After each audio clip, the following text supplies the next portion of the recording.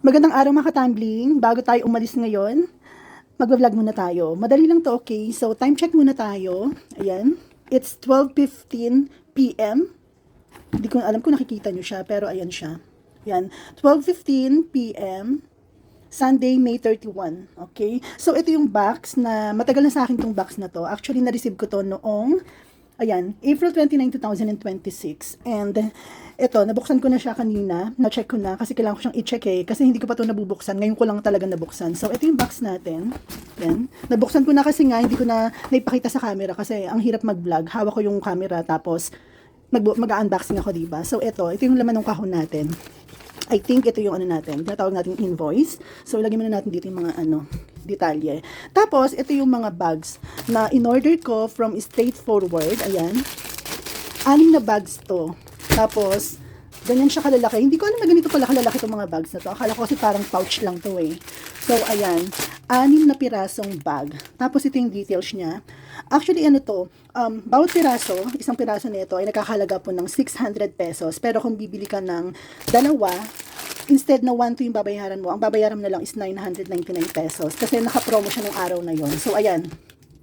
6 na pirasong bag. Ayan. Tapos, ito naman yung ano niya, details. Ayan. In-order ko pala siya nung April 24. Ayan.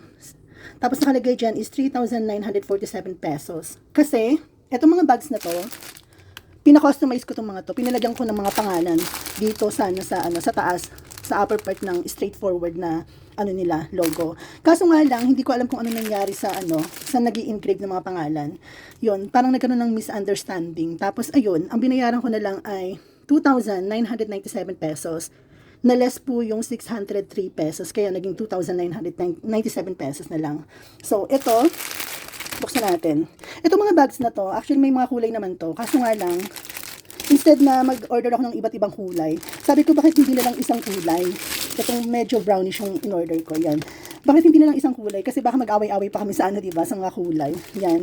So, ito yung niya, logo, ayan. Nakikita nyo. Straightforward. Tapos, ito naman yung loob niya.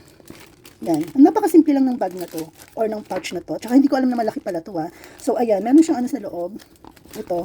Hindi ko alam kung anong tawag dito. Strap ba to or handle? Ayan. So, ayan. Ganyan ang bag natin. Napakasimple lang. Pero malaki pala siya. Ayan. Ayan. Ayan. Ganyan siya kalaki. Para siyang lang. Parang binibit-bit mo lang siya. Ganyan. Tapos, ito, 6 na piraso to. Kasi, yung mga girlfriends ko, lima po sila. So, pang-anim ako. So, kami, ang tagal-tagal na namin magkakaibigan, tagal-tagal na namin magkakilala. Hindi ko pa sila nabibigyan yata ng mga gifts o mga regalo. Kasi palagi sila nagre-regalo sa akin. Kahit anong events, birthdays, or kung ano lang, maisipan lang nila magbigay ng regalo, nagbibigay talaga sila ng regalo sa akin. Even nga sa mga cakes, nagbibigay sila ng mga cakes, ganun.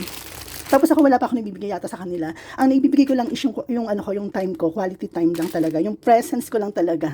Tapos ito, hindi nila alam na pare-pareho kami may bag na ganito. Yan. Parang way to ng pasasalamat ko sa kanila kasi sobrang napakabuti nila sa akin, napakabait nila sa akin. Yan. Tapos, anong tawag dito?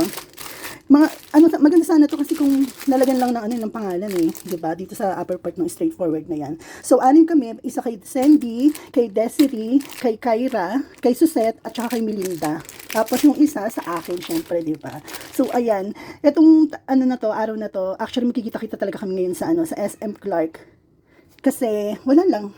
Ako nag-set ng ng meet up na to Kasi, sobrang gusto ko silang pasalamatan. Gusto ko maibigay itong mga regalo ko sa kanila.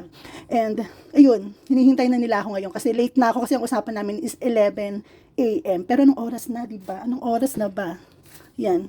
12:20 na 12:20 p.m. na, diba? Pero nagpaalam naman ako, sabi ko malilate ako ng konti. So, ayun lang, makikita-kita na kami. Tapos ito na nga pala yung part na nagkita-kita na kami. Actually, na-sermonan pa ako dito kasi lagi na lang akong late tuwing may meet up kami, tuwing magkikita-kita kami. Palagi na lang talaga akong late. Kanina pa pala sila naghihintay dyan sa loob ng kotse. And ayun, napagkasundan nga pala namin na kumain dito sa Here. Actually, meron pa kami isang pinuntahan, yung Cafe Bomb. Kaso nga lang, walang available na rice meal. So, lumipat kami dito sa Here, which is nagustuhan ko naman kasi unang tikim ko pa lang ng kanilang bread. Hindi ko alam kung anong pangalan ng bread na yun. Parang brioche. Parang ganun something. Hindi ko alam. Parang basta masarap siya. Meron cheese sa loob, tapos parang melted siya. Kaya sobrang nagustuhan ko yung bread na yun. And then, nag-order na rin pala kami dito ng pagkain namin. Syempre, gutom na kami, di ba? So, ayan, nagkanya-kanya kami din ng order and actually this is the first time na manlilibre talaga ako na ililibre ko sila. Pero dito sa lugar na to, first time ko rin nakarating dito. Kasi alam niyo naman itong mga to, di ba?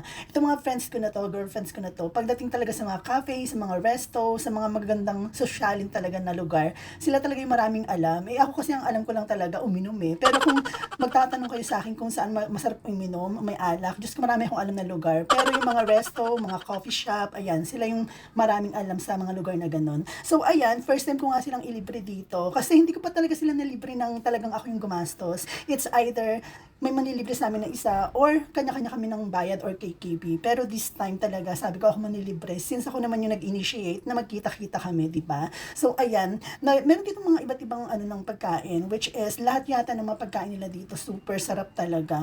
Hindi ko lang natikman yung sa ano, yung clubhouse nila which is very appetizing at saka appealing yung ano itsura, yung representation ng mga pagkain nila dito. Grabe, sobrang nakakatakam talaga. And ayun nga, sabi ko sa inyo, first time ko dito at saka first time ko rin silang ilibre. And hindi nga rin nila alam na may regalo ako sa kanila. So, balik tayo dun sa regalo. So, etong regalo na to, kasi parang wala akong natatandaan na binigyan ko talaga sila ng regalo. So, ako talaga yung ano ngayon, parang pinakataya. So, hindi nila alam, na-surprise nga sila kung bakit may regalo ako na bags eh. Kasi, sabi ko nga sa inyo, it's my way of saying thank you. Thank you sa friendship natin.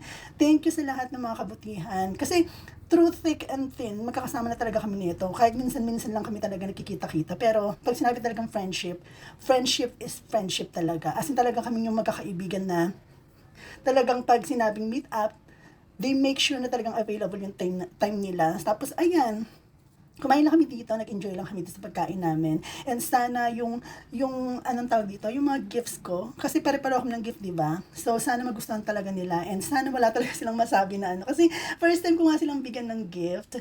Yung super, nanggaling talaga sa puso ko. And nahihiya pa nga ako sa kanila kasi, yun, hindi ko alam kung anong iririgalo ko sa kanila. And ano ba yung mga trip nila, di ba? So, ayan na lang, yung bag na lang talaga yung naisip ko na ipangregalo sa kanila. So, ayun, sana maging masaya talaga sila. Sa mga girlfriends ko, ang tawag ko sa kanila, girlfriends eh. Kasi, mga friend ko na ano eh, mga friends ko sila na babae, so girlfriends talaga. So, sana talaga magustuhan nila yung gift ko. And, thank you din sa time, kasi nag-enjoy din ako. Kasi, super, tagal na rin natin hindi nagkita-kita, di ba? Kami yung mga kakaibigan na minsan lang kami magkita sa isang taon, pero super sulit pag nagsama-sama talaga kami. So, ayun, bakit hinihingal ako? Oh my God.